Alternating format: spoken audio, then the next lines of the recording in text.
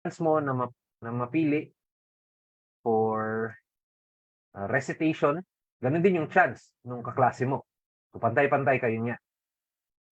And independent, meaning walang relationship yung selection ng isang entity o ng selection ng isang element towards the other element. So, ibig sabihin yan, kapag nag-recitation kayo, hindi ibig sabihin na kapag ikaw yung nabunot ng teacher, automatically tataas yung chance na yung kaibigan mo, yung susunod na mabunot. So, hindi ganon. Kapag ka nabunot ka, walang effect yun sa next na posibleng mabunot. Kaya siya probability or random sampling. Wherein kapag sa non-probability sampling, it's upon different considerations. Usually, nasa researcher ito ng mga considerations. Let's say, kung ano yung madali, kung ano yung madali lang na kunin ng mga samples, or kapag kung ano lang yung mga qualified ng mga samples. So, sila yung nag-evaluate para sila din yung mag-select na sa mga samples nila, sa kanilang mga respondents.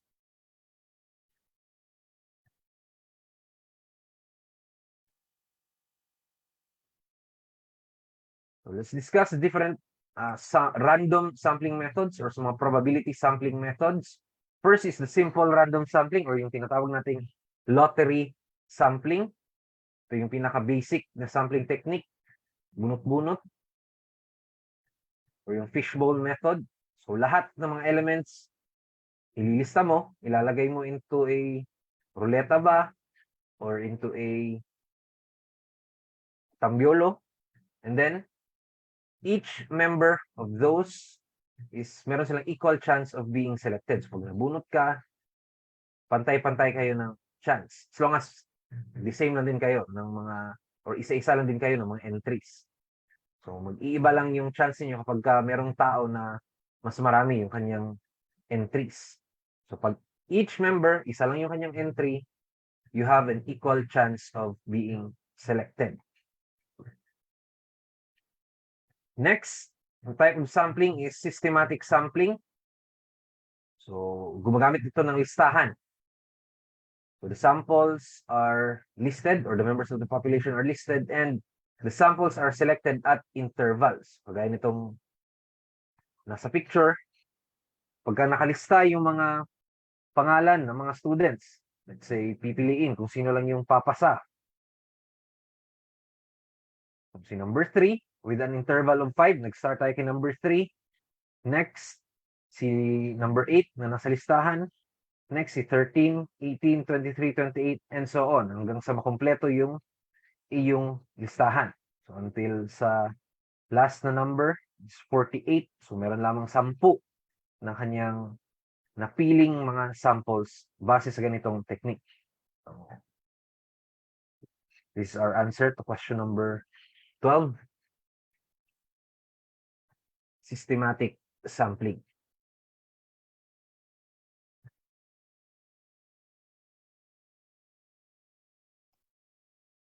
Next is stratified random sampling. So, stratified, ibig sabihin, igugrupo natin sila into their strata. Or tinatawag ito yung mga subgroups with basis on their homogeneity. Or meron silang mga common characteristics. So let's say, kung meron kang mga group of students, then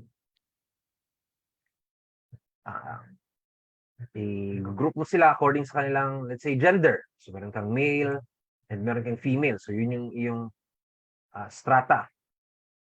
So magse-select ka ng yung samples in each strata. Kasi nga para ma-represent yung each ng mga subgroups. So pipili ka ng certain number doon sa mga males and kukuha ka rin ng mga certain number doon sa yung mga females.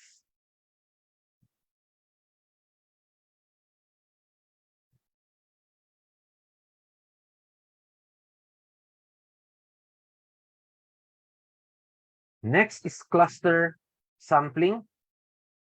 So cluster sampling is randomly selecting one or multiple cluster amongst multiple clusters of samples. Usually, ginagamit ito on a geographical basis. Gaya ng,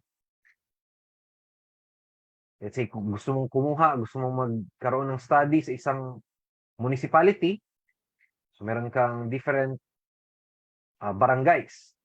Yun yung iyong mga clusters of samples. Meron barangay 1, barangay 2, barangay 3, barangay 4, barangay 5. And then to represent the whole municipality, pipili ka lang ng isa or let's say multiple clusters or multiple barangays in that case para mag-represent ng iyong whole municipality. Let's say kukuha ka ng barangay 1, barangay 2, and barangay 3. So sila yung mga randomly mo na bunot. So sila na yung barangay 1, barangay 2, barangay 3, sila na yung kukunan mo ng data to represent the data of the whole municipality. So ganyan yung ating cluster sampling. So that is our question number 13.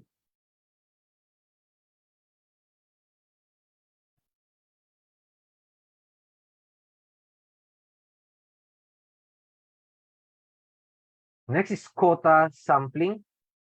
So dito na tayo sa ating mga non-probability sampling method. Quota sampling is a non-probability sampling method that relies on the non-random selection of a predetermined number or proportion of units. So sa quota sampling, meron ka pa ring mga subgroups.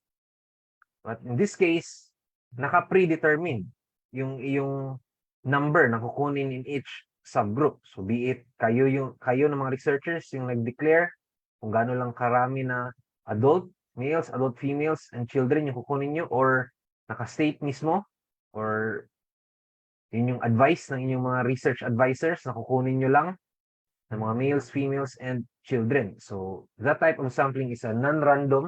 Kasi nga, kayo lang yung nag-declare ng mga the number ng kukunin na samples in each subgroup. Next is judgmental sampling, also called purposive or authoritative sampling. So ito na sampling technique is judgment or judgmental. Nakabase ito sa judgment ng mga researchers. So sila yung pipili kung sino yung sa tingin nila na karapat-dapat na maging mga respondents.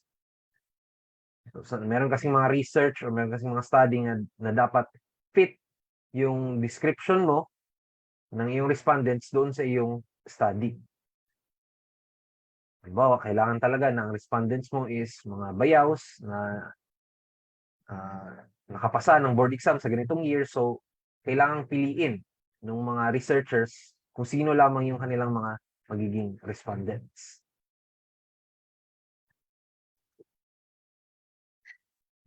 Next is convenience sampling. So this is a non-probability sampling method where units are selected for inclusion in the sample because they are the easiest for the researcher to access. So kumbaga pa parang pangtamad na sampling. So kung sino lamang yung malapit, or in some cases kung sino lamang yung lalapit sa mga researchers, sila na agad yung magiging mga sample natin or yung magiging respondents natin. O gaya nung nasa question dyan, kung sino lamang yung lalapit, sino lamang yung magbibigay ng willing na mag-taste and magbigay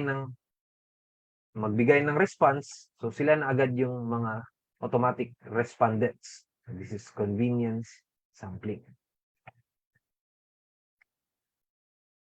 And lastly, sa non-random sampling methods, the snowball sampling. So ito yung sampling na parang networking or parang yung pyramiding. So hanap ka ng iyong first respondent, and then yung iyong respondent na yun, dun ka kukuha ng idea kung sino dapat yung iyong magiging next na respondent. Ako, as a researcher, pupunta ako sa isang respondent.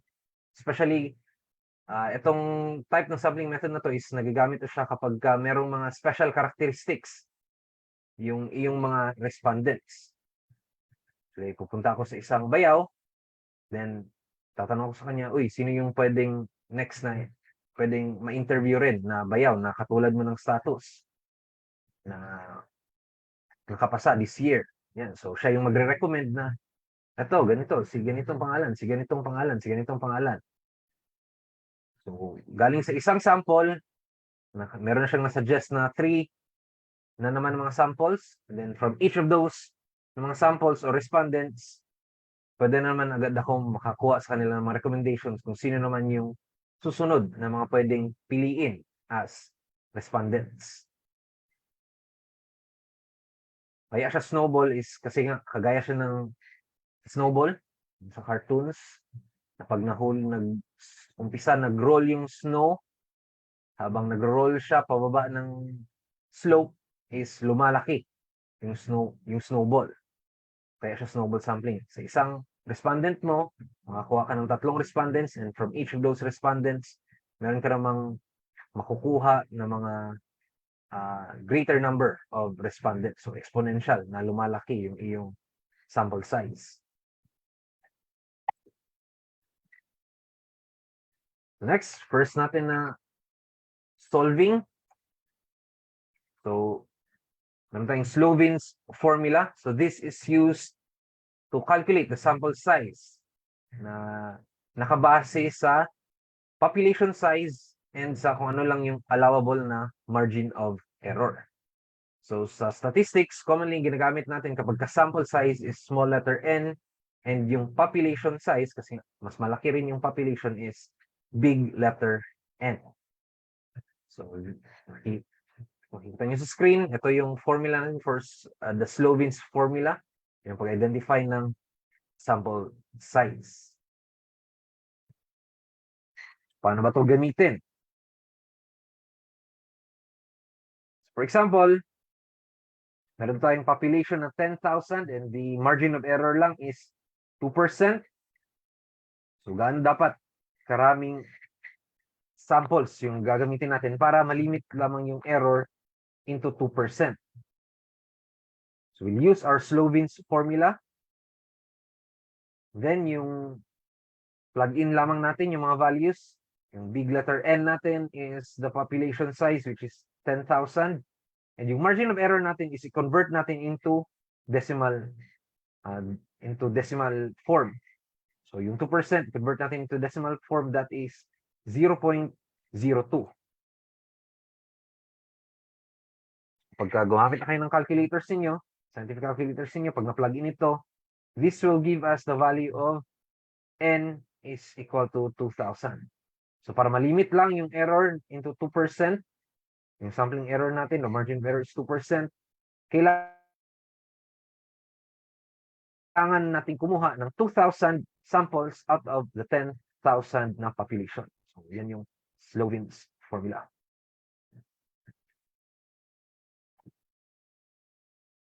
So yung question na nasa questionnaire, so meron tayong 4,500 na mga na population, and the margin of error natin is 5%. So gaano dapat karami, yung minimum number of samples na dapat natin kunin. So plug in natin yung population size na 4,500 and yung 5% in a decimal form. So that is 0.05. So plug in, compute sa calculator, you'll get 367.34. Since kailangan natin ng whole number, kasi nga, number of samples, kailangan natin i-round off to the nearest whole number. So that is 367. That is our answer to question number 15.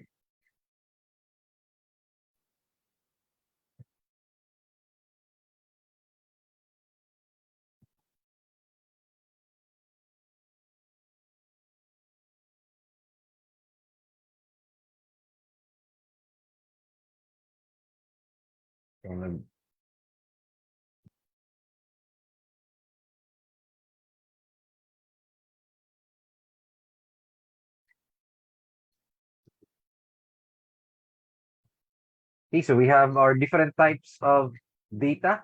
We have the primary data and the secondary data. The primary data is data which is acquired directly from the source. Ito yung answer natin sa question number 16. Primary data, ibig sabihin, yung researcher mismo yung kumuha ng data directly from the source. So, katulad nitong nasa picture, kapag ka yung data natin is about the height of the students. So kapag directly kinuha natin siya dun mismo sa student or tayo yung mismong nag-measure, so that is what we call primary data. Secondary data naman kapag kinuha natin siya from certain records. Halimbawa, meron ng isang teacher or meron ng other people na nag-measure ng height ng mga students, and yung kanyang data ng mga height ng mga students is ginamit mo for a research. So ang tawag doon is already secondary data.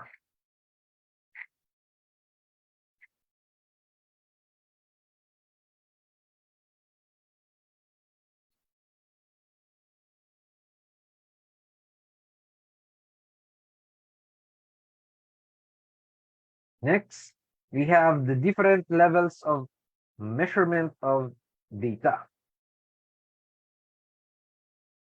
We have nominal, ordinal, and interval and ratio, mga levels of measurement of data.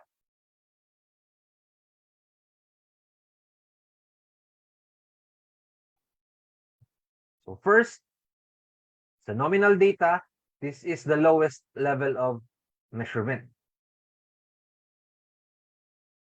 So sa nominal na data, these are numbers, but these numbers or values that are collected are only names, labels, or categories. These values can't be ranked or compared to one another. O gaya ng, let's say, tax identification number. So yung tax identification number natin is, they can't be ranked or compared to one another. Di ibig sabihin na kapag mas mataas yung number ko sa tax or sa TIN, is ibig sabihin mas malaki yung tax na binabayaran ko. No. So it's just an identity. So nadi-differentiate lang natin na si tax identification number holder na 0001 is iba siya with tax identification number holder 00002. So talagang na-identify lamang natin na they are different or iba't iba sila na identity. So yan yung nominal. So they are just names or labels. O kagaya ng mga categories like bracket 1, bracket 2, bracket 3. Ibig sabihin na nasa bracket 2 ka, ibig sabihin mas magaling yung mga nasa bracket 1. It's just that nakaiba't iba kayo ng mga grupo or categories.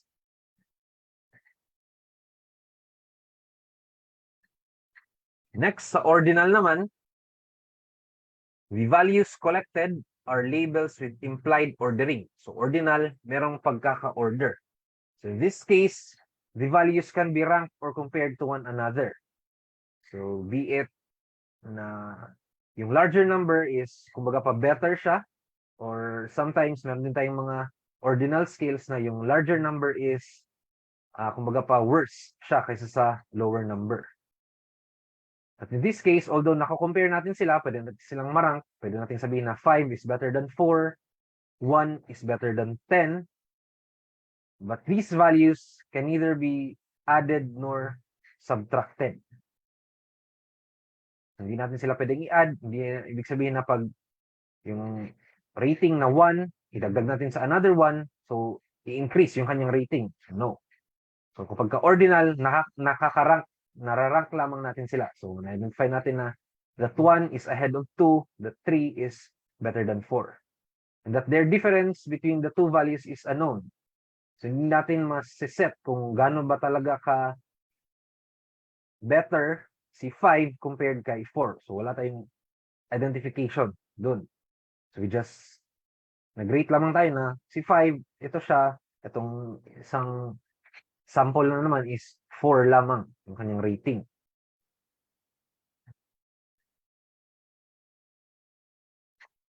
So wherein sa interval, the values can be ordered. So pwede natin silang marank. Mas mataas na number, pwede natin sabihin na mas better siya. And these values can be added or subtracted. So pag nako-combine natin sila, ibig sabihin tataas din yung value niya. Pag nasa-subtract natin, liliit din yung kanyang value. But they can't be multiplied or divided. Since na-add sila or na-subtract, we can find or pwede nating ma-quantify kung ano yung kanilang difference. And ito yung significant trend na characteristic ng interval is that the 0 point is arbitrary. Pag sinabi nating arbitrary, pag 0 siya, hindi ibig sabihin na 0, wala talaga siyang value. So pag 0, ibig sabihin nasa reference point lamang nila, yung kanyang 0. So ibig sabihin, 0 siya, pwede pa siyang magkaroon ng mga negative values.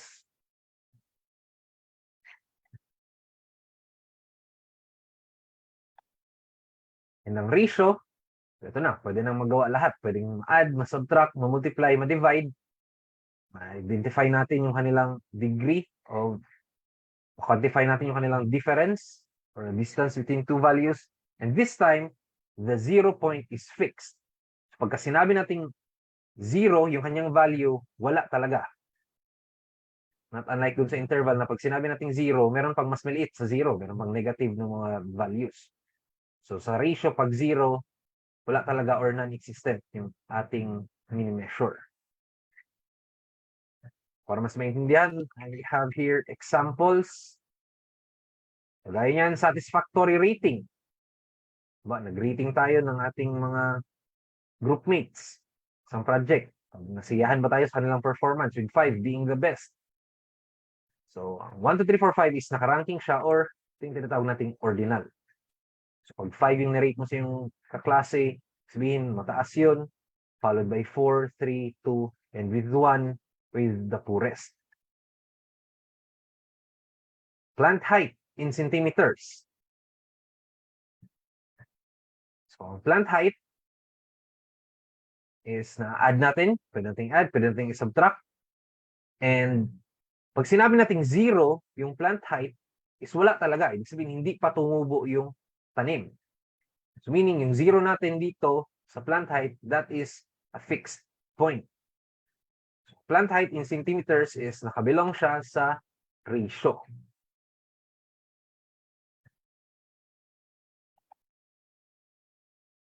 Next, bank account number. Pwede kayong maghula-hula dyan kung ano yung saan to nabilong, yung bank account number natin. So, bank account number, ibig sabihin ba kapag mas mataas yung bank account number mo, hindi naman ibig sabihin na mas malaki rin yung laman ng iyong bank account.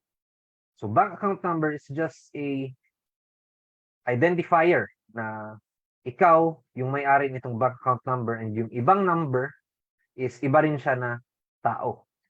So, hindi natin mako-compare, hindi natin masasabihin na, better ako kasi mas mataas yung bank account number ko. So, itong type na measurement is just nominal. Tax identification number, so na-discuss natin to kanina. Ibig sabihin na kapag mas mataas yung tax identification number mo is better ka na agad or mas maliit na yung taxes mo. So, this is still nominal. Temperature in Celsius. So, kapag ka sa Celsius, nadi-differentiate naman natin. And kapag iba't iba yung temperature, so, pagka iba't iba yung temperature, nasasabi naman natin na better, mas mataas yung temperature ng isa. So, nako-compare natin. So, hindi na siya nominal. Next, ordinal. Pwede rin siya. Pero, sa ordinal, hindi mo kasi na-add. Sa temperature, pwede natin silang ma-add. Pag na-combine natin yung mga different temperatures or yung heat, tataas din yung ating temperature. Interval naman, pwede siyang ma-add, pero arbitrary ba? Zero natin kapag ka Celsius. So, pag sinabi natin 0 degrees Celsius, wala na ba agad na temperature? So, that is a no. So, pag sinabi natin 0 degrees Celsius, may temperature pa rin. So, merong heat pa rin. But, yun lang yung ating measurement. Kaya nga sa Celsius, meron tayong mga negative values. So, pagka temperature in Celsius, nasa interval. Yan siya. So, temperature usually sa interval, temperature in Celsius, and temperature in Fahrenheit. Kasi kapag 0 degrees Fahrenheit, hindi rin ibig sabihin nun na wala na agad yun, temperature, wala non-existent na agad yung heat.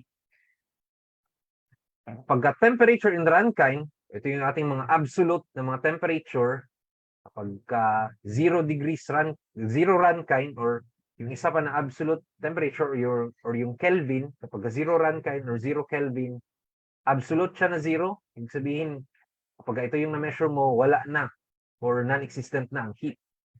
So, absolute yung 0 natin, therefore, it is a ratio. Meron tayong tatlong questions dyan for 18 is D, 19 B, 20 D. Hopefully, nasusundan pa rin yung ating questionnaire.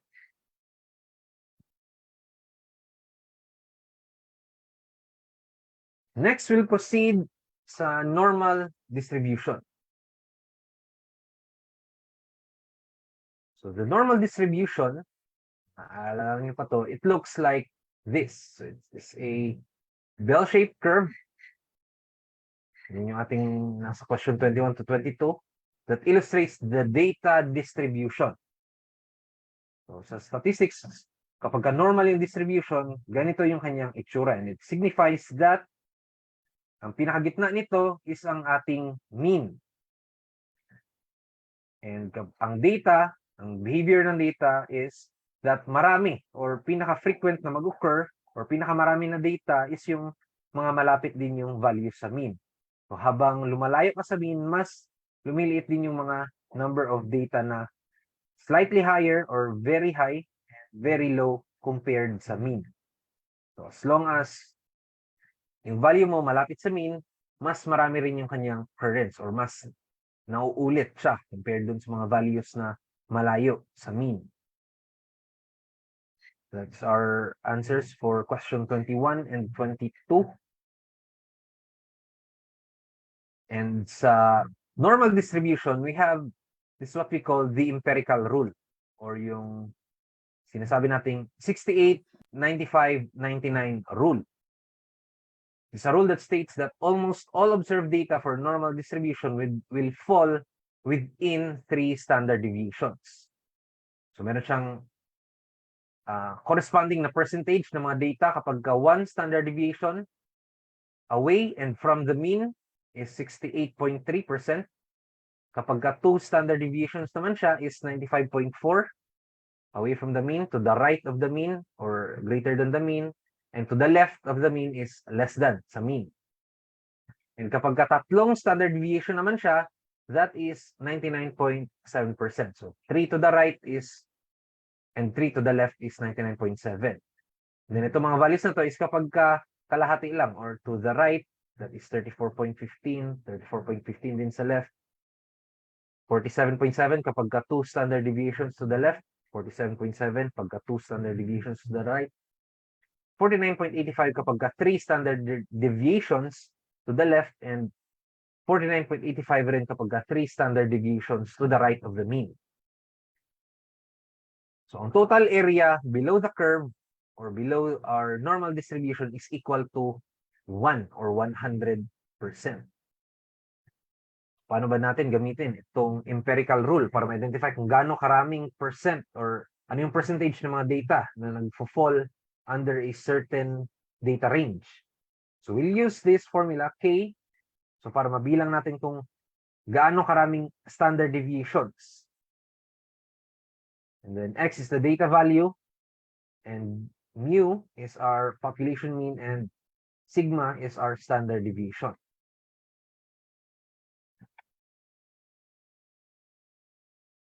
Okay, ng isang question dyan. A random sample of plum tomatoes was selected from a local grocery store and their weights are recorded. The mean weight was 6.5 ounces with a standard deviation of 0.4 ounces. So if the weights are normally distributed, so it follows yung normal distribution natin, yung normal na curve. So what percentage of the weights fall between 5.7 and 7.3 ounces? So meron natin malaman yung percentage ng data. So kailangan muna natin hanapin kung gaano ba kalayo itong 5.7 doon sa mean natin na 6.5. And also hanapin natin kung gaano kalayo yung 7.3 from the 6.5. So ang measure natin is how many standard deviations. So, muna natin. So, absolute value. Kasi para mabilang natin kung how many standard deviations. So, 7.3 minus 6.5 divided by the number of, or the standard deviations, we'll get that ang 7.3 is 2 standard deviations away from our mean. Pa rin yung 5.7 naman, compute natin, plug in sa calculator, 5.7, the value minus the mean divided by standard deviation, we'll get na the same, that the 5.7 is 2 standard deviations away from our mean. So, balikan natin yung ating discuss kanina, kapag 2 standard deviations to the left and 2 standard deviations to the right, is ganito yung kanyang itsura, meaning 47.7 sa right, 47.7 sa left, a total of 95.4% ng mga data or ng mga weights fall with between 5.7 and 7.3. So, yan yung ating sagot for question number 23.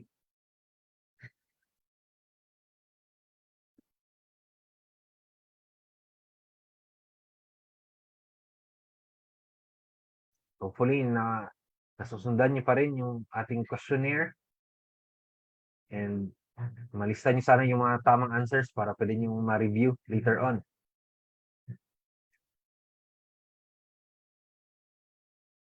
So next, we have another sample problem.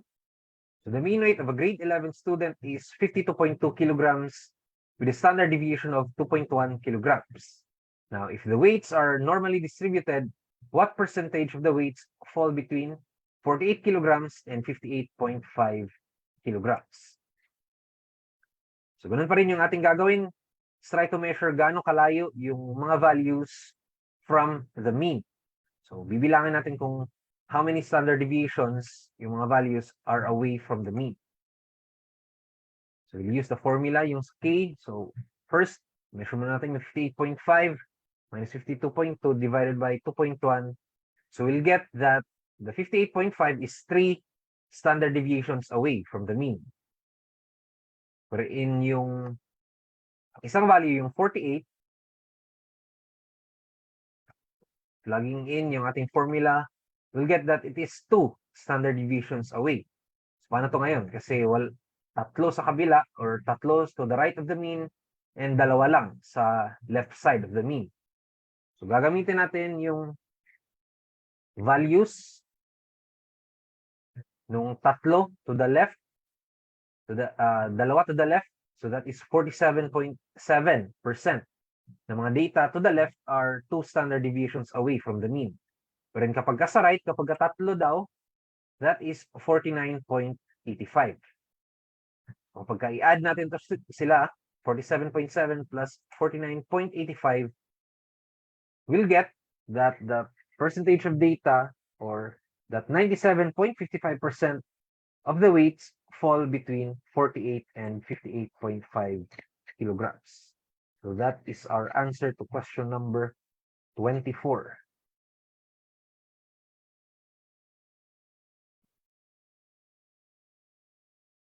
Okay pa ba? Hopefully, naiintindihan pa rin. Let's proceed.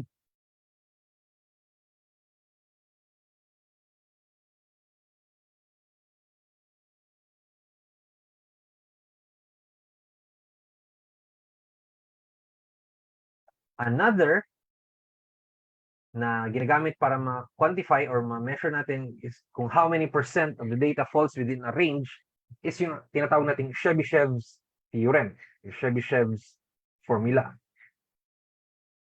So, Chebyshev's, nagagamit natin ito if ang K or ang number of standard deviations is any number greater than 1. So, hindi kagaya sa empirical na ma-measure lamang natin if it is 1 standard deviation away, 2, or 3. So, dito sa Chebyshev's, pwede natin ma-measure if may decimal. If it is 1.1, 1.1 standard deviations away, if it is 2.5 standard deviations away, if it is 2.75 standard deviations away, So, pwede pa rin tayong makakuha ng percentage of data. So, it is applicable if K, or yung number of standard deviations, is any number greater than 1. So, kasali yung mga may decimal.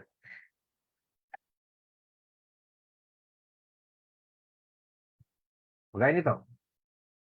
So, the mean age of a flight attendant of PAL is 40 years old with standard deviation of 8. So, what percent of the data set lies between 20 and 60? So, by the way, sa Chebyshev's theorem, pwede natin, nagagamit lang din ito siya kapag kapantay, yung distance. So, pantay yung distance from to the right of the mean and to the left of the mean. So, kapag normally distributed siya, pwede lang compute natin if how many standard deviations away siya from one value. Kasi nga, pantay naman siya to the left and to the right. So, ito 40. That is 60 minus 40 divided by 8. So, we'll get that our K is the number of standard deviations natin is 2.5 or 2.5 standard deviations away from the mean. So, para ma-compute natin kung anong percent yan ng data falls within 2.5 standard deviations away from the mean, solve natin gamit yung Chebyshev's theorem. So, 1 minus 1 over K squared. So, yung K natin, that is 2.5 squared. So, we'll get that the percentage is 0.84. So, yan yung ating question number 25.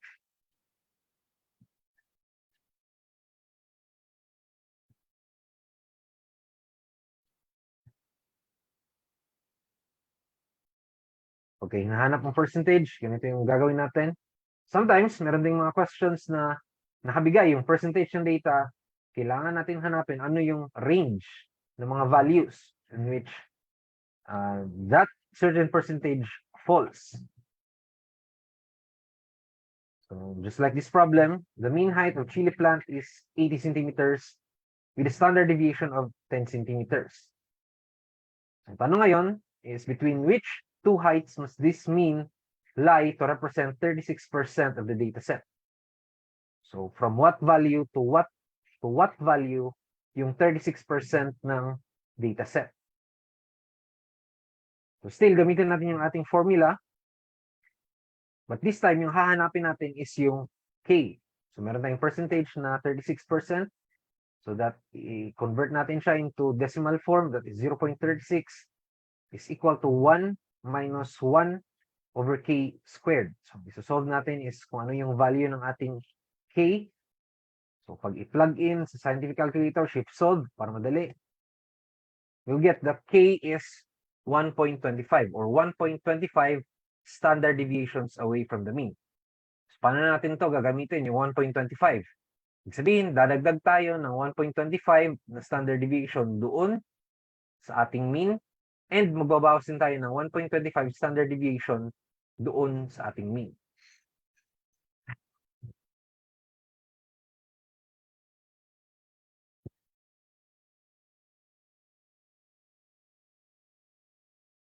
Yung upper value natin, that is 80 centimeters plus yung ating 1.25 na K times the standard deviation. So, we'll get the 92.5 na upper value. Yung lower value natin is isa-subtract natin doon sa mean. 80 minus 1.25 times yung 10 centimeters. So, that is 67.5 centimeters. Meaning, para 36% of the data lies between 67.5 centimeters to 92.5 centimeters. So, yan yung ating answer to question number 26. 67.5 centimeters to 92.5 centimeters.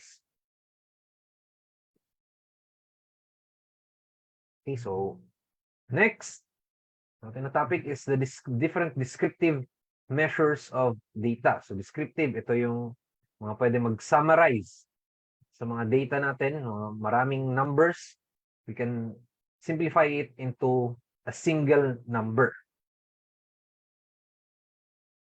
So descriptive measures, these are quantities that are used to describe and summarize the characteristics of a population or a sample. So we have different measures, like measures of location, measures of dispersion, measures of Q-ness, and measure of kurtosis.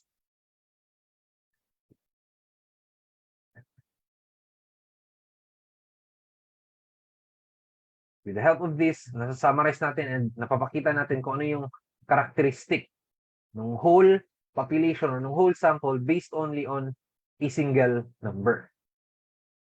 So first, let's discuss. Okay, so meron tayong answer sa question number 27. That is letter A. Ating measure of dispersion is standard deviation.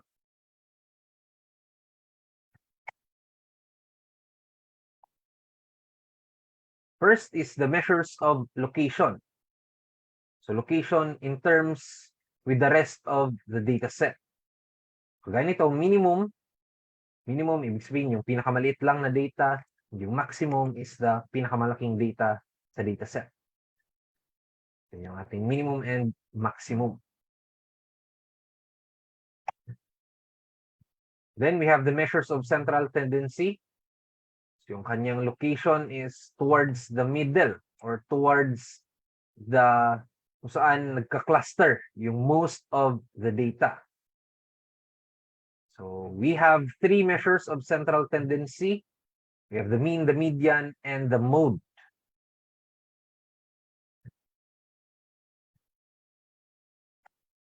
First is the mean. So the mean is the sum of all the observations divided by the total number of observations. So i-add lahat and then i-divide kung gaano karami yung mga values na yon. So this is also called as the expected value kasi nga ito yung value to which most of or the rest of the values are approaching. Or ito yung value na pinaka nag-occur or pinaka most likely na mag-occur. Kaya siya expected value.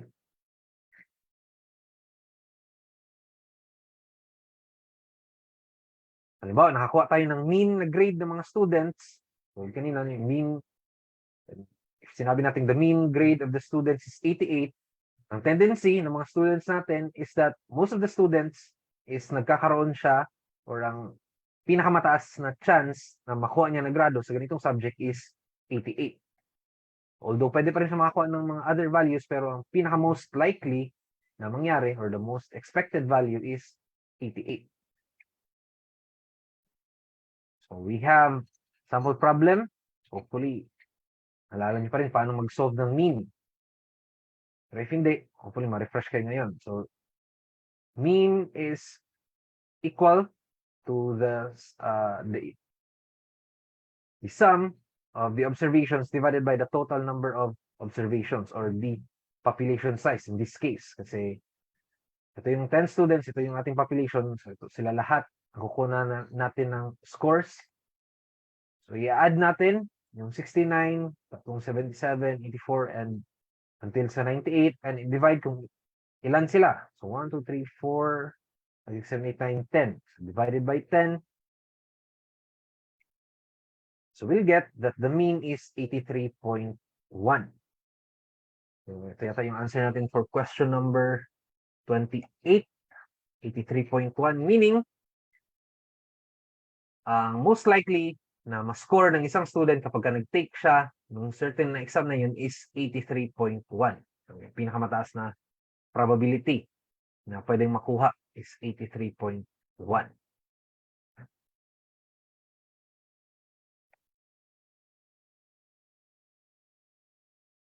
Sometimes there are questions na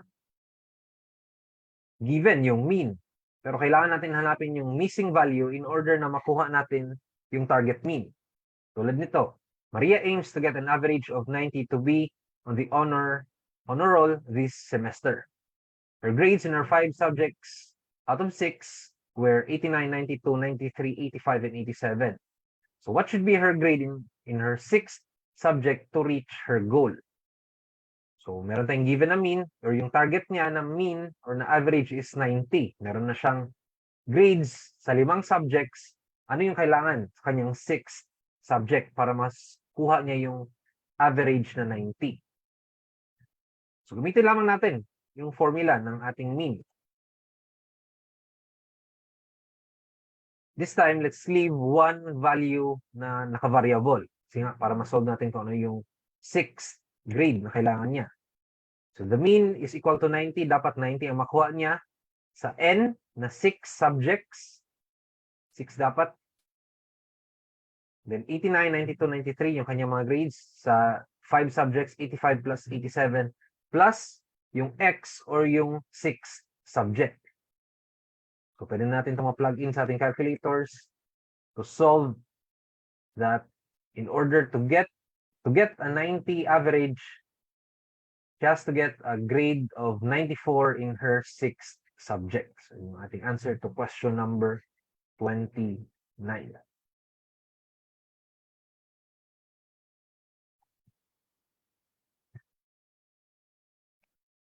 Next is we have the weighted mean. The weighted mean is the sum of all observations multiplied by its weight over the sum of all the weights. So, meron kasi tayong mga observations na single value pero multiple yung mga nakakuha. Say, tulad nito. So, sa exam, alista yung mga scores. So, sa 95, meron tayong weight na 12. Ibig sabihin, sa 95 na value, 12 ang nakakuha. 88, 6, and so on dun sa 65 na score, merong dalawang nakakuha. So, to get the weighted mean, kailangan lamang natin i-multiply yung ating weight dun sa kanyang value. So, 12 times 95 plus 6 times 88 plus 9 times 80 until sa 2 times 65 divided by the sum of the weights. So, ito yung ating weights. 12 plus 6 plus 9 plus 5 plus 8 plus 11 plus 2. Solving for our weighted mean, we get that the weighted mean for this student scores is 80.47. So, yan yung ating answer sa question number 30. 80.47.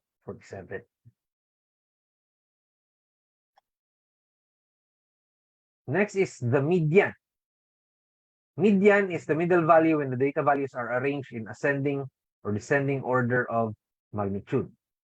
So, median is yung kalagitnaan, middle.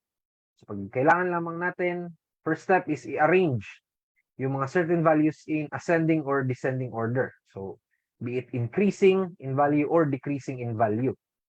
As long as nakasunod-sunod sila. And then, with the use of this formula, the median is equal to the value of that n in the nth plus 1 over 2 na order. Para mas maintindihan niyo yung formula, try natin sa problem. So, find the median of the following data set. So, una natin gagawin is i-arrange itong values na to in ascending or descending order. Pwede siya increasing, pwede rin siya decreasing para mahanap natin yung median. So, once na na-arrange natin, gamitin lamang natin yung formula na the median is equal to the nth or the n, the value that is at the n plus 1 over 2. So, ang small letter n yan is kung gaano karami itong ating data set. So, 1, 2, 3, 4, 5, 6, 7, 8, 9, 10, 11, 12, 13, 14, 15. That is 15. The median is at the n value of the 15 plus 1 divided by 2, meaning ang median natin is yung value ng 8th number. So, count lamang natin from the smallest. 1, 2, 3, 4, 5, 6, 7, 8. So, ang 8th value natin is the 24. So, ang median natin for this data set is equal to 24.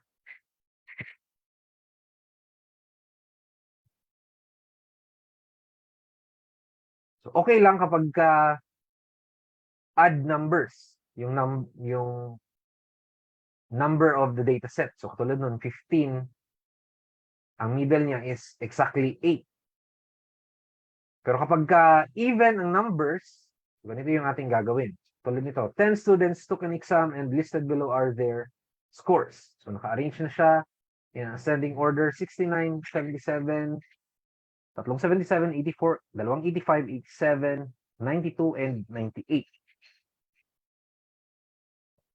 So, ang median natin gagamitin natin yung formula. Plug in yung 10, kasi nga 10 ito siya. 10 numbers.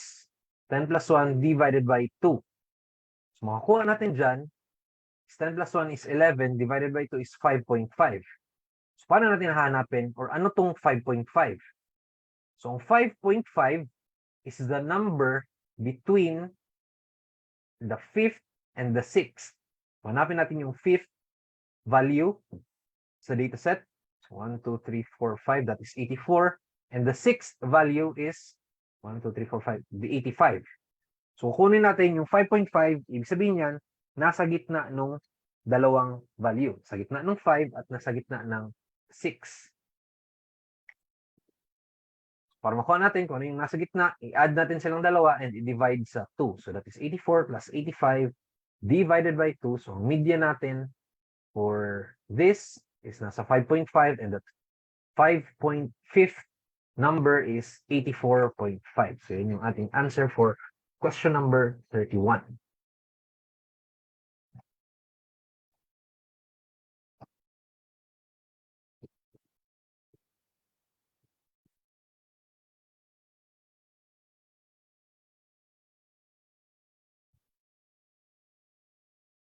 Next is the mode.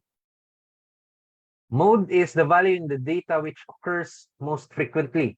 Pinaka nag-ulit-ulit. Yan lamang yung mode. Sometimes it exists. Meron talaga mga values na nag-ulit-ulit. Pero sometimes, pwede rin siyang hindi mag-exist. Kasi nga, meron tayong mga dataset na wala talagang naulit na value.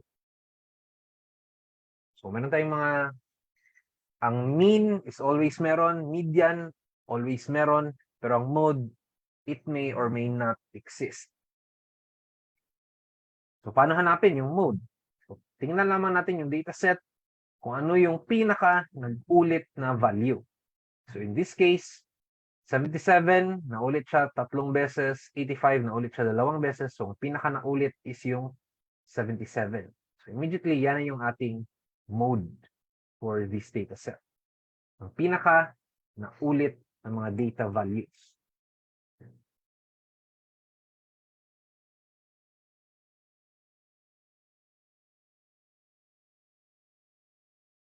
Next, na mga measures of location is the percentiles and quartiles.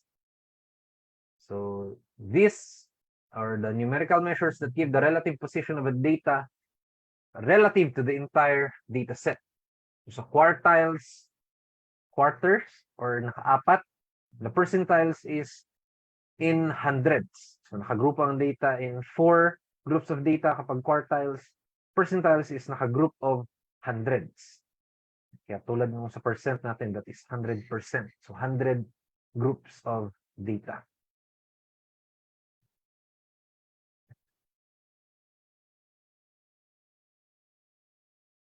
So for quartiles, we have this formula.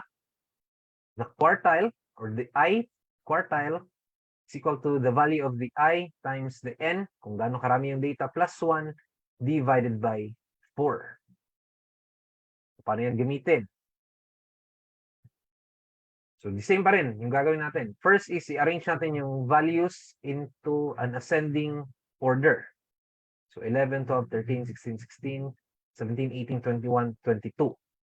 So, para mahanap yung first quartile, ano yung value for the first quartile of this data set? So, we'll use the formula, yung the ith quartile. So, since first quartile ang hinahanap natin, ang ilalagay natin dyan sa I is 1.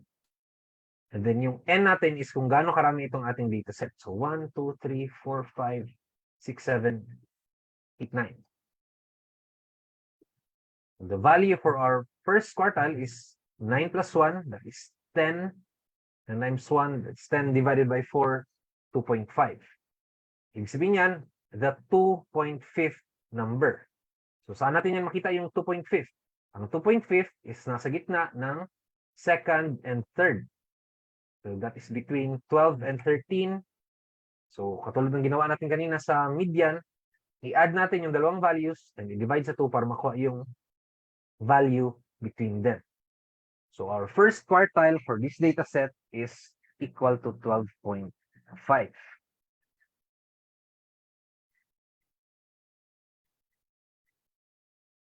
Now, yung nasa question, ito yung nasa question. That is our answer for the first quartile. So what if ang gusto mo naman isolve is yung third quartile? The same data set. Instead na 1 yung ilalagay mo dyan sa I is 3. That is 3 times 9 plus 1 divided by 4. So that is 7.5. Sana naman natin hanapin yung 7.5. Yung 7.5 is nasa gitna ng 7 and 8. So that's 1, 2, 3, 4, 5, 6, 7 is 18. And the 8th value is 21. So that is 18 plus 21 divided by 2. That is equal to 19.5. Meaning, ang third quartile natin for this data set is 19.5.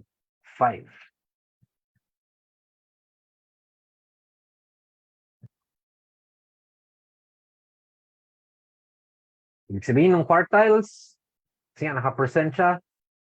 So, 25% ang first quartile, 50% ang second quartile. The second quartile is also equal to the median. Third quartile is 75%. So, katulad nito, meron tayong third quartile. Ibig sabihin yan, 75% of the whole data set is less than 19.5 ang kanilang values. Wherein only 25% ang mas mataas sa 19.5. Doon naman sa first quartile natin kanina, ibig sabihin 25% of the values are less than doon sa ating first quartile and only 75% ang mas mataas doon sa quartile. First quartile. So, ganun din ang interpretation kapag nasa percentiles tayo. Think na try nyo naman to, mga scores ninyo sa mga entrance exams or sa mga pag nag-rating, diba, nakita ninyo na ang score ninyo is nasa 95th percentile. Meaning, pag nasa 95th percentile yung score nyo, ibig sabihin 95% ng the rest of the takers is merong lesser score kaysa sa inyo. So, ibig sabihin, nasa mas mataas ka ng mga scores. Only, kapag ka 95th percentile, ibig sabihin nun, only 5% ang may mas mataas na score sa'yo. Habang tumataas ka sa percentile rank, tumataas din yung iyong scores. Lumiliit yung mga scores na higher sa'yo, lumalaki yung mga number of scores na lower kaysa sa'yo. Kaya diba yung gusto natin, kapag kumuha tayo ng mga entrance exams, yung ating score is nasa higher percentile. Para mas marami yung mga may maliit na score sa atin compared sa malaki na score sa atin. So, para mahanap yung ating percentile, we'll use the formula, the kth percentile is equal to the k times n plus 1 over 100 the item. So, hahanapin pa rin natin sa series kung ano yung number na yon. So, ulit nito, merong 12 students. And meron silang mga grades na 85, 34, until 65. So, ang hahanapin daw natin is, ano dito yung 80th percentile. So, first, kailangan natin i-arrange yung mga values in ascending order. So, galing sa pinakamaliit, papunta sa pinakamalaki. Next, we'll use the kth percentile formula. So, ang hinahanap natin is the 80th percentile. So, lahat ng mga k dyan, papalitan natin ng 80. And the number of data set natin is 12.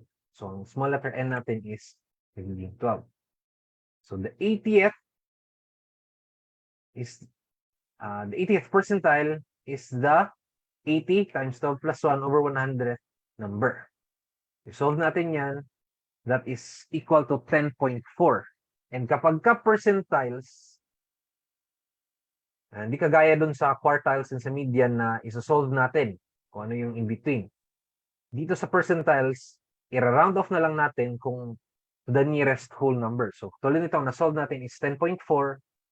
Ang kanyang nearest whole number is 10 or the 10th number dito sa ating data set. So that's 1, 2, 3, 4, 5, 6, 7, 8, 9, 10. So ang 10th number natin is 85. So yan yung ating, ang 80th percentile is equal to 85. Ibig sabihin yan, 80% of the students na nag-take has scores that are less than 85. Only 20% scored higher than 85. So yan yung ating interpretation kapag meron tayong percentiles.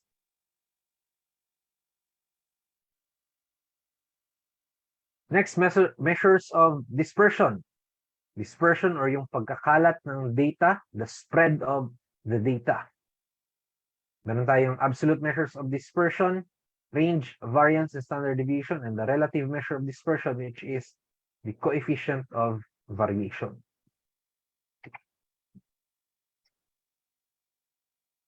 So, first na measure of dispersion is the range. Ang range is only the difference between the maximum and the minimum values. So, sa dataset, hanapin mo lang yung pinakamalaki mong value. So, dito, that is 98. Pinakamaliit mong value, that is 69. So, 98 minus 69, that is 29. So, ang range for this dataset is 29. So, madali lang yung pag-solve ng range. Ito yung medyo mahaba yung process, standard deviation and variance. So, variance, it measures how much the values vary from the whole dataset or gaano kalayo yung each value towards the rest of the data. Wherein yung standard deviation is a measure of how far the values are from the mean or kung gaano sila kalayo doon sa ating central value. So we have different formulas para sa variance, population variance, and sample variance. And iba rin yung ating formula for the sample standard deviation and the population standard deviation. So ang difference lang yan is with the sample and the population is yung n-1. And yung variance natin tsaka yung standard deviation, so related sila kasi nga square root nung ating variance, yun na agad yung ating standard deviation. Or pag squared natin yung ating standard deviation, makukuha na natin yung variance.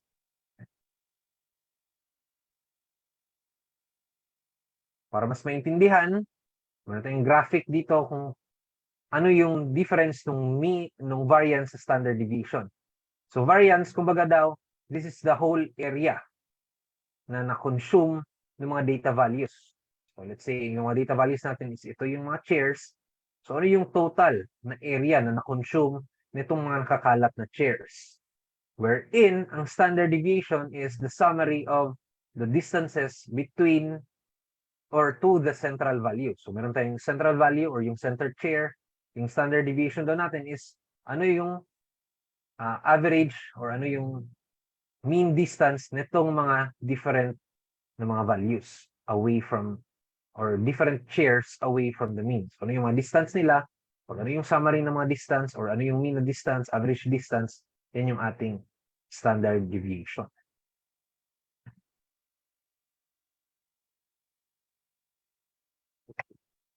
Meron tayong question. So 10 sample scores were taken. Same pa rin yung 69, 77, 77, 84, 85, 87, 92, and 98. So ano daw yung sample standard deviation nitong dataset? Kasi nga, meron tayong summation, so kailangan natin i-stat yung ating mga x values. And then, solve natin yung ating mean, which is equal to 83.1. Kapag nakuha na natin yung mean, i-minus natin yung x value doon sa ating mean. So that is 69 minus yung ating mean na 83.1, 77 minus yung 83.1, 92 minus yung 83.1 para makuha natin itong mga values.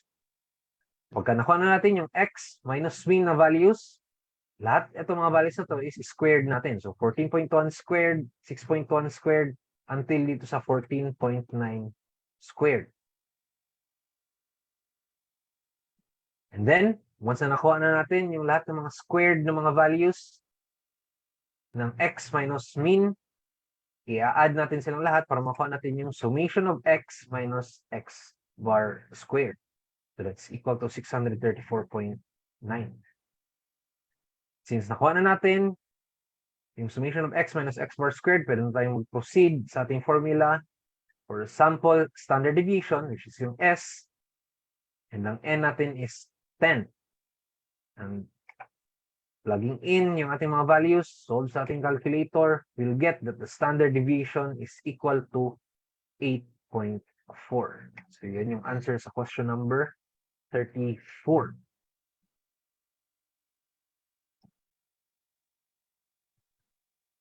Next,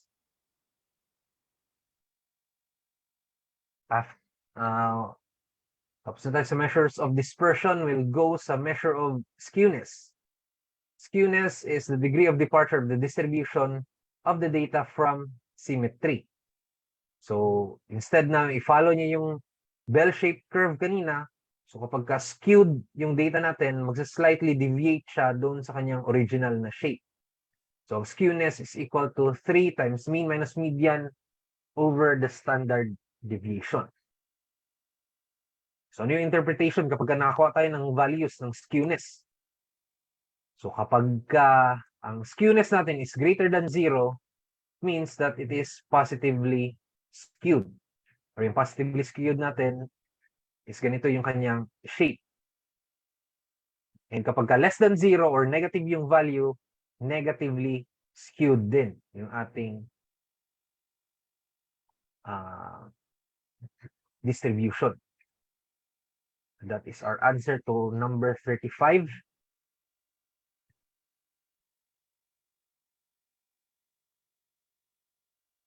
In this case, that the mode is less than the median and less than the mean. So, ibig sabihin, the data is positively skewed. Pero kapag mas malaki yung mode kaysa sa median, and malaki din yung median kaysa sa mean, then it is negatively skewed. So, pwede rin na hindi kayo mag-solve ng skewness, basihan nyo lang yung inyong mode, median, and mean.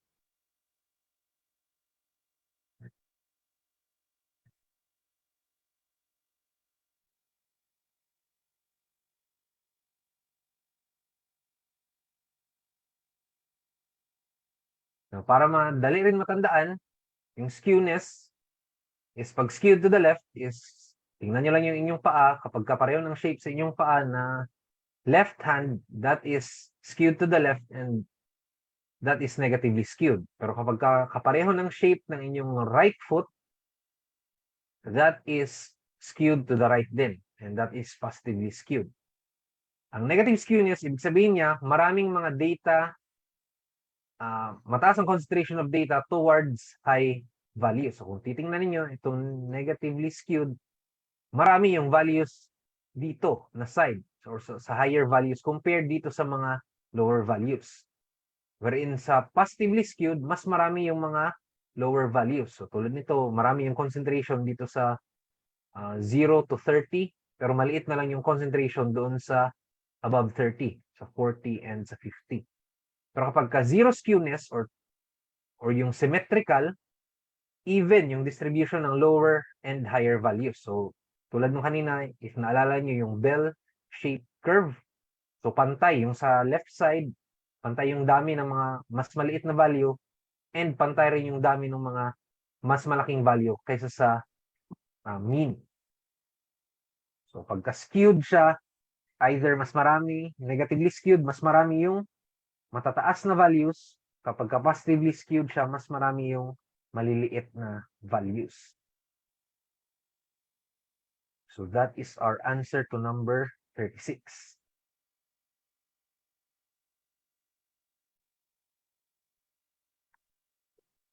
Next is measure of kurtosis. Ito kapag symmetrical yung data pero it only measures the pickedness or flatness of the distribution of data.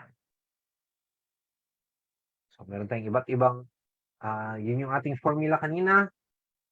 sa measure of kurtosis, that is x minus x bar. Parang katulad pa rin ng pag-solve natin ng standard deviation kanina, but raised to the fourth na siya.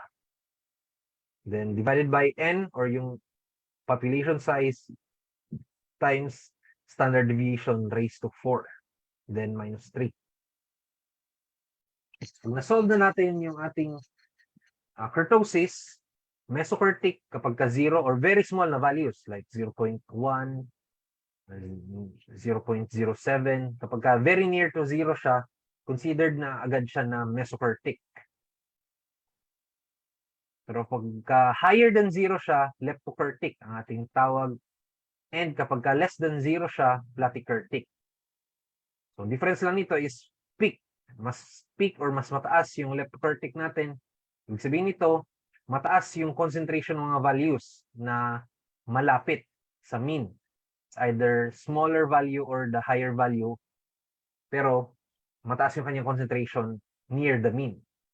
Dito naman sa platykurtic, mataas yung concentration both ng mga high values and ng mga lower values away from the mean. So yun yung ating mesokurtic, leptokurtic, and platykurtic. So tandaan nyo lang, yung kurtosis kapag ka 0, mesokurtic, kapag ka greater than 0, leptokurtic, and kapag ka less than 0, that is platykurtic. So yun yung ating basic statistics.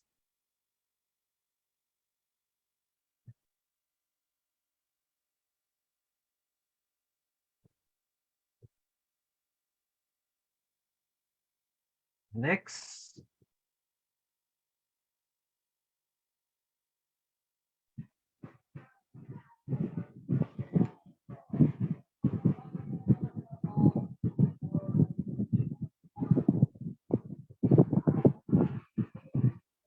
We'll proceed sa probability.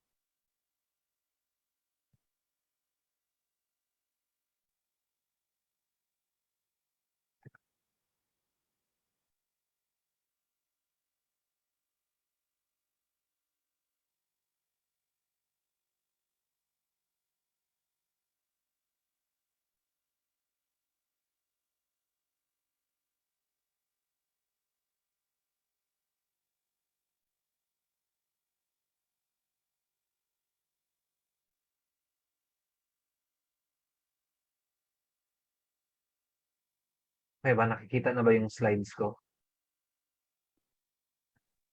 Yes, Bayaw, kita naman.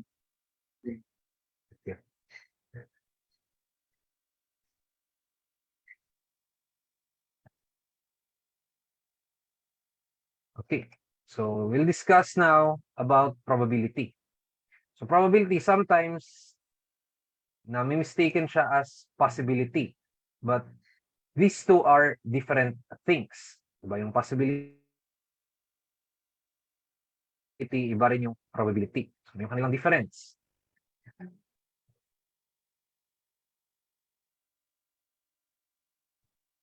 Possibility concerns if an event may happen. And ang probability concerns about how likely an event might happen. So possibility, consider lamang natin if mangyayari ba siya or hindi.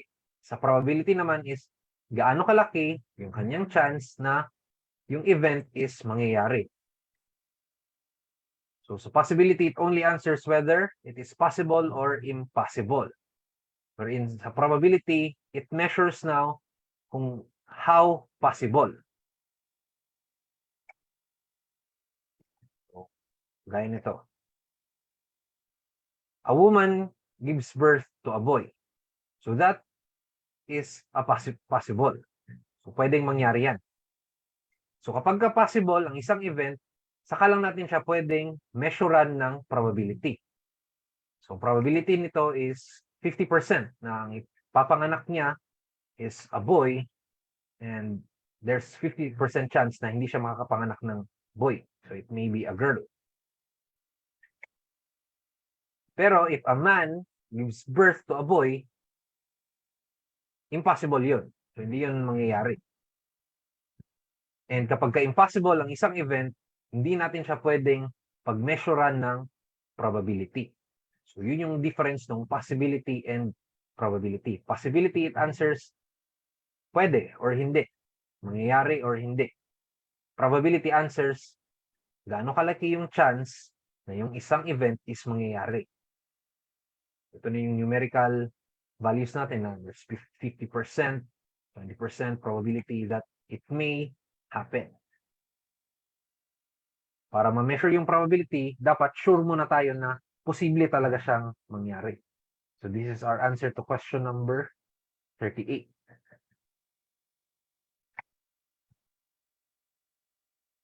Now let's discuss mga basic terms sa probability or paano natin kinocompute yung probability.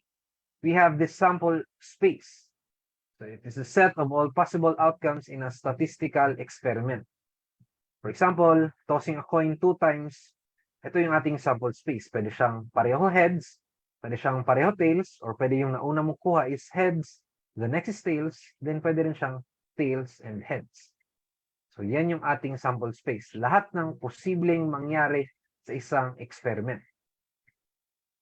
So there are instances katulad nito na kaya ng or possible lang ilista yung sample space, pero there are instances na infinite yung values ng ating sample space. Sample point, yung tawag sa each outcome in a sample space. It is also, other term is also called as the element. So tulad nito, when we are tossing a die, so ang kanyang sample space is 1, 2, 3, 4, 5, 6, and each of those numbers, yung 1, yung 2, yung 3, yung 4, each of those is tinatawag nating sample point or element. Yung answer sa question number 39 natin. And the n of s, or the number of the sample points, is yung count ng mga elements. So, 6 yung laman ng ating sample space, so ang n of s natin is 6.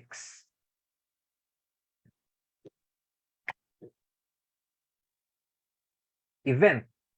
Event is a subset of the sample space. So the n of A is the number of sample points that belong to A if A is an event of that sample space. So ano yung mga pwedeng other na mga mangyari? Subset or smaller na mga sample space na pwede mangyari doon sa larger na sample space. Tulad nitong rolling of dice, we can have an event that having even number outcomes. So, ano yung mga even numbers na pwede nating makuha sa rolling the dice? So, that is 2, 4, and 6. And the number of that event is 3. Null space is kapag ka walang element or 0, yung walang possible na sample point or element. So, kagaya nito, suppose we take the number of freshman students taking the board exam. So, wala namang first year students na allowed mag-take ng board exam. So, ang sample space ng event natin na to is walang laman, pwede siyang open bracket, walang laman, close bracket, or pwede siyang equal to 0, or itong symbol natin na bilog na may slash. Forgot anong symbol ito. That is our answer to question number 40.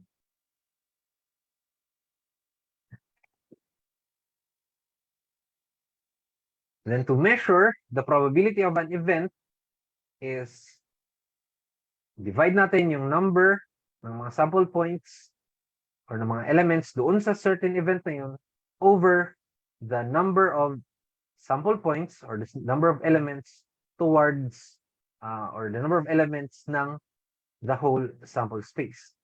The probability of an event A to occur is the number of sample points in A divided by the number of sample points in the sample space. O gaya nung kanina, if ang event natin is yung getting even number sa rolling the dice, so meron tayong 3 ang number of that event. 3 ang number of elements natin sa event na makakuha ng even numbers. and divided by yung sa total natin na sample space, which is 6. So 3/6, that is equal to 1/2 or 0.5. So, ibig sabihin 0.5 yung probability na mangyari ang event na makakuha tayo ng even number sa pag-roll ng dice. So, ganyan yung ating ibig sabihin ng probability. Next, we'll discuss muna yung possibilities or kailangan nating ma-identify kasi gaano karami talaga yung laman ng sample space. So, we can identify that using counting, mano-mano na count, or meron yung isang method na counting na will multiply the different options. And then we have the permutation and the combination. So sa counting, in each choice, meron mga different ways. Tulad ito, in first choice can be made in n ways, the second choice can be made in 2 ways, the third choice can be made in n number of ways. Then, the number of total possibilities niya, or the number of total outcomes, is equal to n, or yung number of options sa first option times the second option, and the third times the fourth, and the fifth and k option. Tulad ng nasa problem, sa questionnaire, a luncheonette offers a special meal consisting of a sandwich using one of 8 different meals, one of 4 different types of bread. So, ang sandwich, pwede siyang mabuo in 8 different meals and 4 types of bread. And then, ang pwede mong isama sa sandwich mo is 4 choices ng soup and 3 choices ng beverages. So, ang tanong, in how many ways can a person choose one of these special meals? Ilang combinations or ilang pwedeng types ng lunch ang makuha mo based from those 8 meals with 4 breads, 4 soups, and 3 beverages. So, to solve that, multiply lamang natin yung 8 meals, 4 na breads, 4 choices sa soup, and 3 choices sa beverages. So, that is 8 times 4 times 4 times 3. That is 384. So, yun yung answer natin for question number 41. So, pagka-counting, pagka meron tayong mga different options, i-multiply lamang natin yung each option or the number of options towards the other pa na mga options to form a single, kumbaga patulad nito, luncheonette. So, 8 na bread, 8 na meal with 4 bread, 4 soups, and 3 beverages. So, ibig sabihin 384 na pwedeng mix and match ang pwede mong gawin with sa problem na to.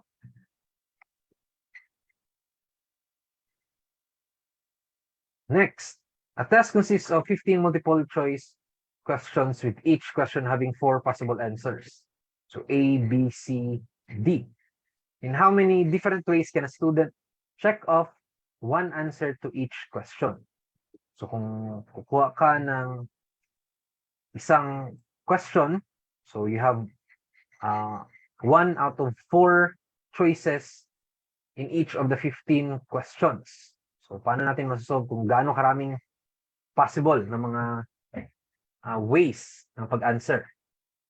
So in each question, meron kasi tayong 4 options. Gagawin natin dyan is 4 options sa first question times 4 options sa second question until sa 15th question. So that's 4 times 4 times 4 times 4, or that is 4 raised to 15. Makuha natin answer is 1,073,741,824 ways na pag-answer ng 15 multiple choice questions na merong 4 possible answers. So, napakarami ng possible ways. So that's our number 42 na question.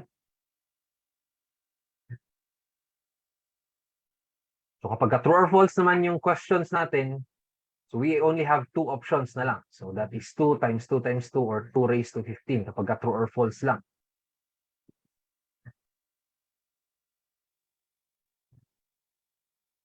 Next, we'll discuss permutation and combination. But before tayo mag-discuss mga formulas, kailangan ninyong remember, ano yung difference ng permutation and combination? Permutation is they take note yung arrangement ng mga elements. Katulad nito, ABC, ito na group is different from the ACB group. Kasi nga, iba yung pagkaka-arrange ng mga elements. Iba rin si BCA, BAC, CAB, and CBA. So kapag permutation, kino-consider natin yung arrangement. Wherein kapag combination, si ABC, as long as they contain the same elements, they are counted as one. So tulad ito, ABC, so let's say pag gumawa ka ng committee na si student A, student B, student C, the same pa rin yun with sa grupo ni A, C, and si B. Kasi nga, the same lang sila na mga members ng isang group. Pero kapag ka ito, let's say passwords, permutation passwords, iba yung password na ABC sa ACB, iba rin yung password BCA, BAC, CAB, and CBA.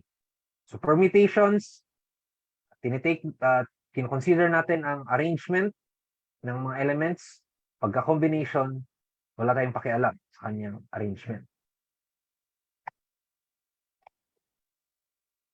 So permutation is the number of first na type ng permutation is kapag ka n different number of different objects taken are at a time with consideration of the order of arrangement.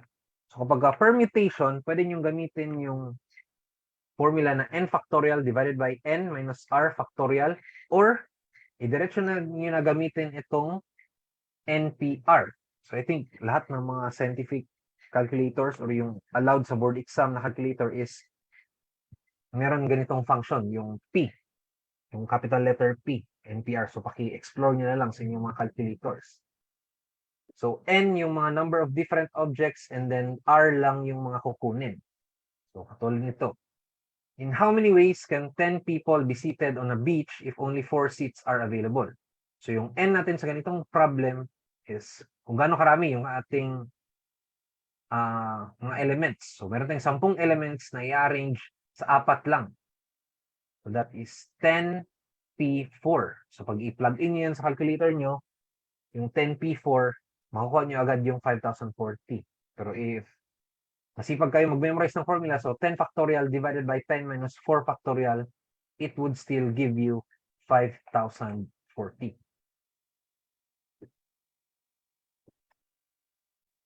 Ito yung answer natin sa question number 43.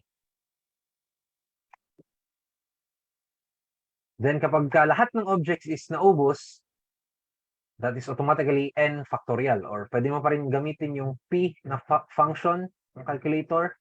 So npn. So katulad nito, in how many ways can 10 instructors be assigned in 10 sections of statistics courses? So that is 10p10 kung gamitin yung function, or automatically that is 10 factorial. So that is 3,628,800 ways na pwede mong i-shuffle yung 10 instructors doon sa 10 sections ng statistics courses.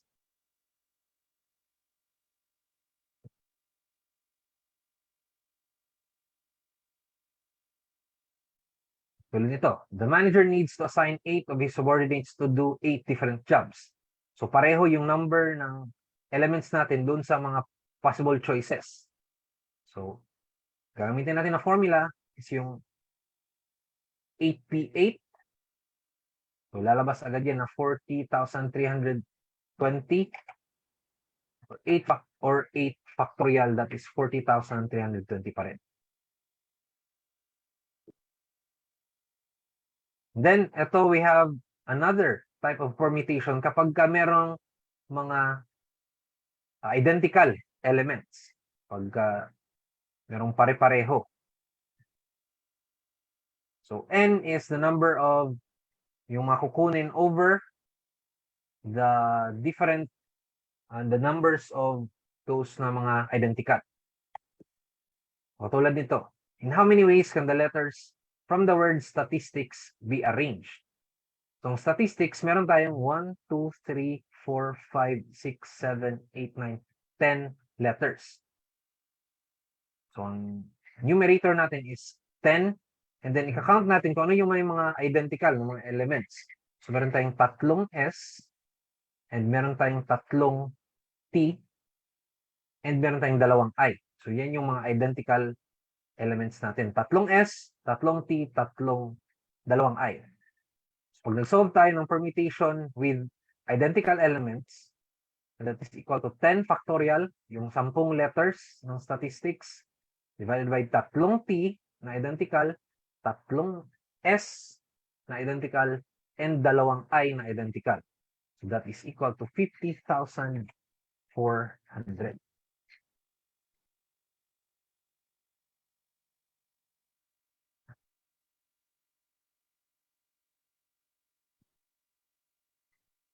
Pwede rin siya ganitong mga types ng problems. In how many ways can 7 scientists be assigned to 3 deluxe and 2 executive hotel rooms? So meron kayong tatlong identical na mga deluxe rooms and dalawang identical na mga executive hotel rooms.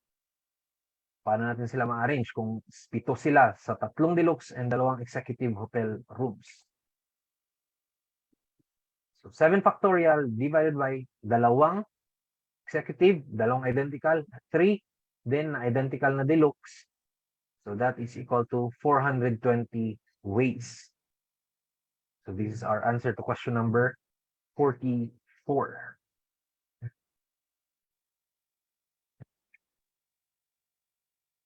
Then meron din tayong circular permutation. Circular permutation is just the number of elements minus 1 factorial. So mas madali lang kapag circular permutation, or usually kapag i-arrange natin siya into a circular arrangement. So dito, in how many ways can you arrange 10 persons in a circular manner around a campfire? We have 10 minus 1 factorial. That's 9 factorial. That is 362,880. So kagaya nito, kapag i-arrange siya in a circular manner, in how many ways can 5 congressmen sit on a round table? 5 factorial minus 1 is equal to 4 factorial. That's 24. So, a circular arrangement. Next is, dito na tayo sa combination. So again, ang combination, kapag hindi natin kinoconsider yung kanyang arrangement. As long as the same members sila, so they are counted as one combination.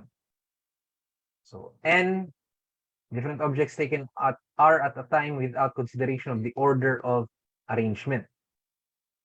So meron din ito sa cycle pa rin, yung P na function, and meron pa rin yung C na function. So paki-explore nyo na lang sa calculator, or i-memorize itong n factorial divided by r factorial times n minus r factorial. For example, in how many ways can you pick a committee of 4 members from 10 persons? So, pwede na diretsyo to na 10 ang pagpipilian C4. Or pwede nyo i-plug in dun sa factorial natin na formula, 10 factorial divided by 4 factorial times 10 minus 4 factorial, that is 210. So, pagka-committee, hindi natin kinoconsider yung kanyang arrangement. Kasi nga, pag meron tayong committee na si student A, student B, student C, student D, the same pa rin siya dun sa committee na andun si student D, C, B, A. So kahit na paano pag-shuffle sa kanila, they are of the same committee. Kaya expect na always lesser ang numbers kapag ka-combination compared sa permutation. Next, in how many ways can a person visit? So 14 churches out of 23 churches ang ang bisitahin. So how many ways daw, or paano yung pagkakasunod-sunod or yung pagkakashuffle ng pag-visit ng mga churches na yan? So that is 23C14. So that is total of 817,190. Ito yung answer natin sa question number 45. So either yung C na function or yung factorial na formula ang pwede nyo gamitin. It would end up with the same answer, 817,190.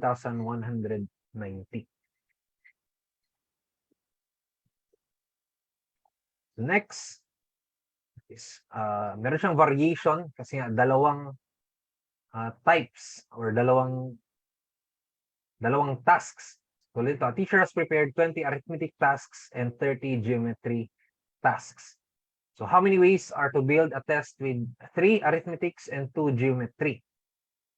So solve natin yung combination ng 3 na arithmetics and nung 2 na geometry out of sa kanilang choices. So meron tayong 20C3 and then yung 30C2.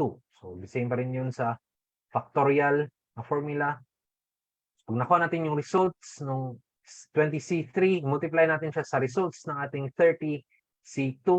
So ang total na pwede mong gawin na a test with 3 arithmetics and 2 geometry out of 20 and 30 options is 495,900 ways. Yan yung ating answer for question number 46.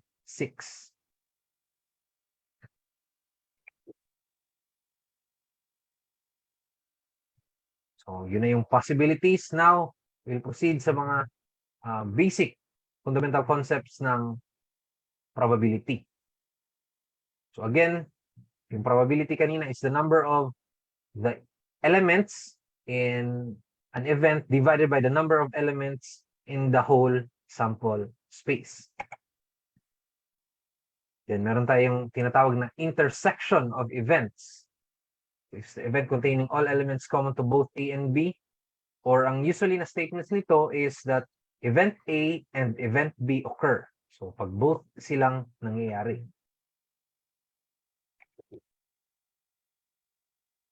Then we have the term mutually exclusive events is kapag nangyayari ang isang event na walang common element with the other event.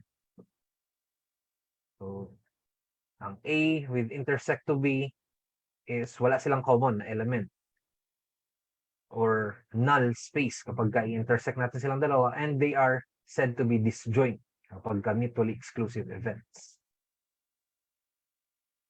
Union of two events is the event containing all the elements that both belong to event A and event B. Or kapag union, ang keyword dyan is or. So event A or event B occurs.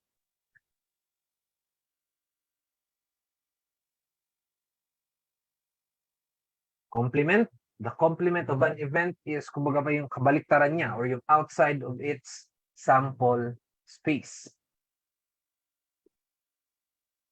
So ang key term dyan is not. Not event A, not event A.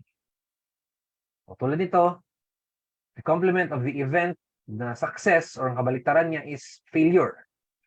So the complement of the event that at least 3 patients recover, yung kabaliktaran niya or yung outside sa kanyang sample space is 2 or fewer patients recover. Kasi nga, doon sa isang event is 3 or more ang naka-recover. So dito sa yung other event or sa yung complement of that event, so 2 lang or fewer pa ang naka-recover.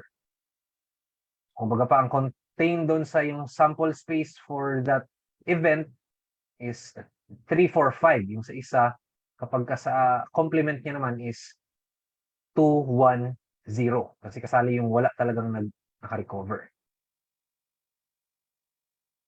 And that is our answer to question number 47.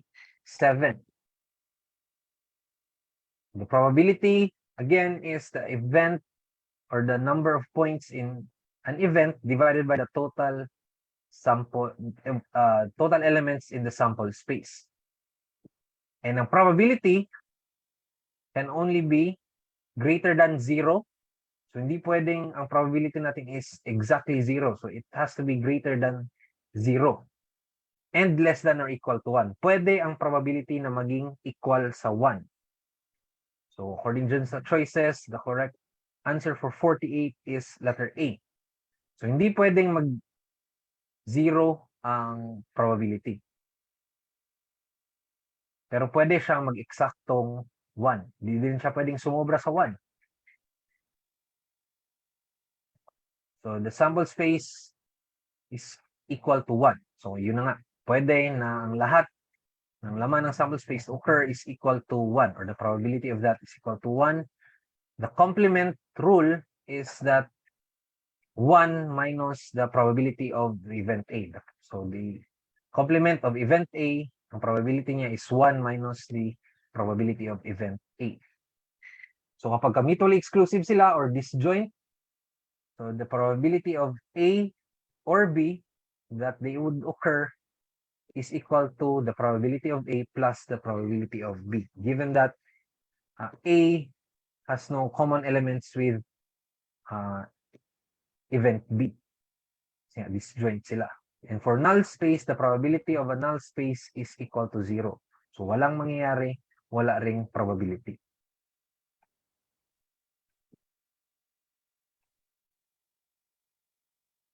So let's try to solve. So a coin is tossed twice. So what is the probability that at least one head occurs? So at least isang head. So pag dalawang heads, counted pa rin yun. So ang sample space natin is heads, heads, heads, tails, tails, heads, and both tails. So yung event natin is ang kanyang ika-count lang daw is at least one head. So meron tayong one head dito sa heads, heads, dito sa heads, tails, and tails, heads. So to solve for that probability, ang number ng event is tatlo. So meron tayong tatlo na laman ng kanyang sample space. And sa total na sample space natin, we have 4. So that is equal to 3. 3 over 4 or 75% ang probability in that kapag ka nag-toss ka ng coin twice, there is at least one head. Now, if 3 coins na naman ang flip, what is the probability of getting at least 2 tails? So, lista natin ang sample space. Itong 3 coins are flipped. So, yan siya lahat. And then, we'll have to choose lamang yung event na merong dalawang tails.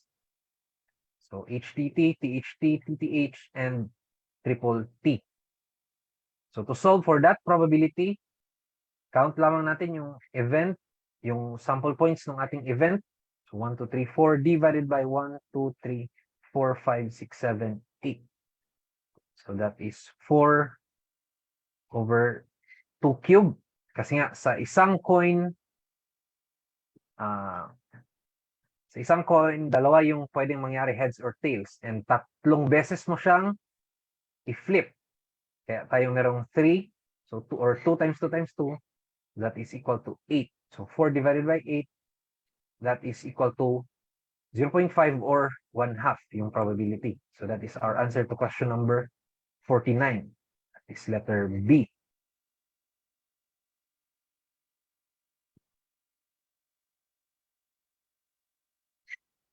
Now, if a card is drawn out of an ordinary deck of cards, find the probability that it is the heart.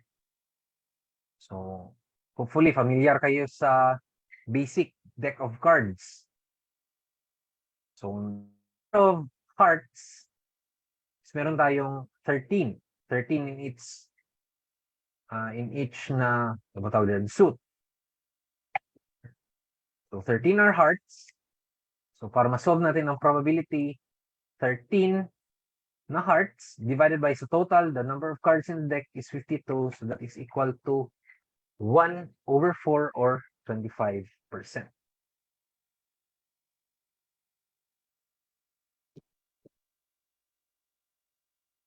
And then a 6-sided die is tossed. What is the probability of getting a number that is less than 4? Ano yung mga numbers less than 4? That is 3, 2, and 1. Ano yung probability para makuha dito? Count lamang natin yung event na 3 divided by 6, that is equal to 50%.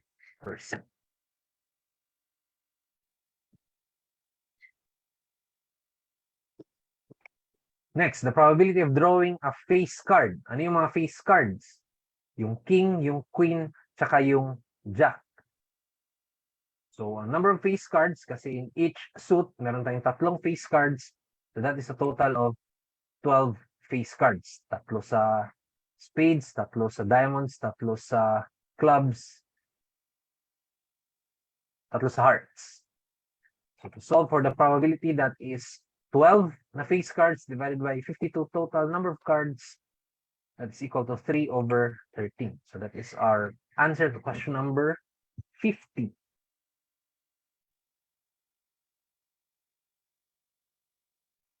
Then the mutually exclusive events. They are mutually exclusive if they can't both happen at the same time. So kapag nangyari yung isa, dapat yung isa lang ang pwedeng mangyari. Hindi sila pwede both na mangyari at the same time. So kagaya ng kapag mag-roll ng dice.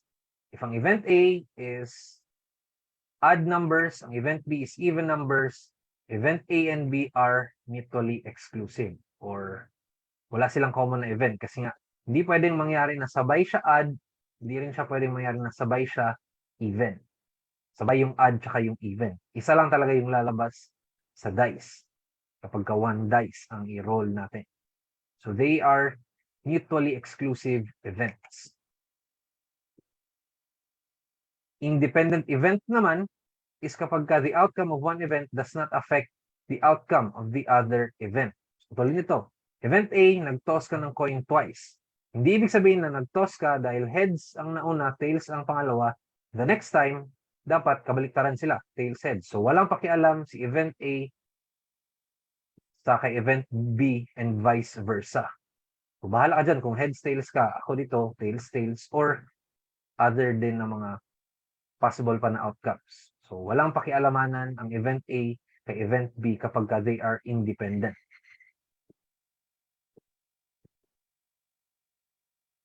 So addition rules, so meron tayong mga operations na pwedeng gawin sa mga probabilities.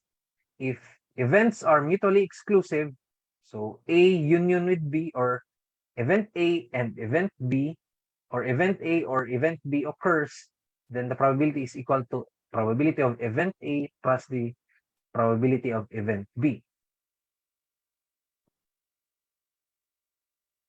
Pero kapag meron silang event that they both occur, so, or they are not mutually exclusive, so the probability that A or B occurs is equal to the probability of A plus the probability of B minus the probability that both A and B occur. So, mas maintindihan natin yan sa mga sample problem.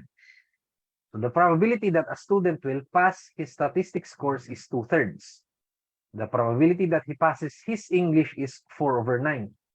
If the probability of passing both courses is 14/45, so what is the probability that at least one course? So it's either he passes statistics or he passes English. Isa lang. Either statistics or English yung kanyang mapasa. So since merong event or merong instance na pwede niyang mapasa ang both courses, then these two events are not mutually exclusive. So gagamitin natin yung isang formula na the probability that he passes statistics or English is equal to statistics plus English minus yung probability na both niyang mapasa yung subjects. So solving 2/3 plus 4/9 minus 14/45. So that is equal to 4/5 or 80%. So yan yung for number 50 natin na question. Kasi pwedeng mangyari ang statistics, pwedeng mangyari ang English, pero pwedeng kasing mangyari ang both. Kaya they are not mutually exclusive. Pero kapag mutually exclusive sila, pwede ng direksyon na 2/3 plus 4/9. Next, we have conditional probability. Medyo overtime na tayo. Ang conditional probability is kapag kailangan mo na mangyari yung isang event bago dapat mangyari yung another event. So, interpretation nito is the probability that A given that event B occurs first. So that is equal to the probability of A and B, or yung probability that both of those events happen divided by the probability of B. So proceed tayo sa example. So the probability that a student is sick and he will go to the Veterans Hospital is 0.05. So nagkasakit yung bata and pupunta siya sa Veterans Hospital, that is 0.05. The probability that a student will be sick on a given day is 0.20. So ang tanong ngayon, what is the probability that a student will go to the Veterans Hospital given na nagkasakit muna siya? So iba kasi yung may sakit siya and pupunta siya ng hospital. So that is only 0.05. Pero what is the probability na pupunta siya doon sa Veterans Hospital and may sakit siya, and given na may sakit muna siya? So dapat mangyari muna tong event na magkakasakit siya. So the probability that he will go to the Veterans Hospital given that he is sick first, or that this event will occur first. So that is equal to the probability that both of those events occur, so that is 0.05 divided by the probability of the initial event. So 0.05 divided by 0.20, so the probability is equal to 0.25. So yun yung ating question number 51.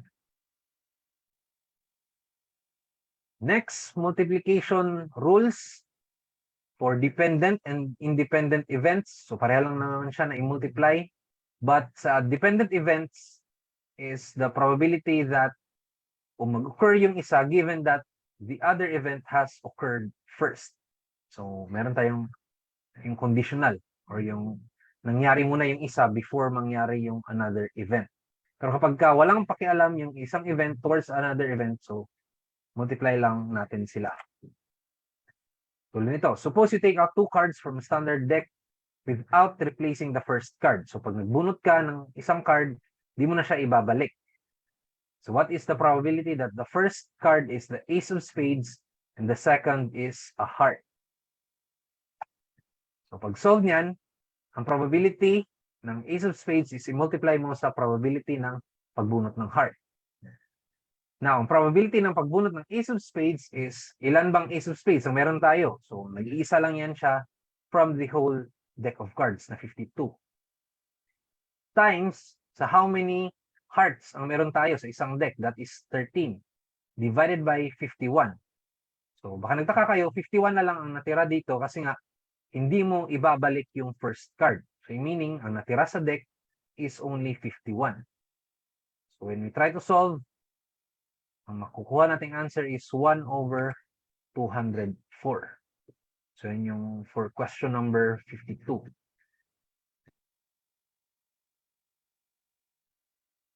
Then, ito siya, yung merong conditional probability.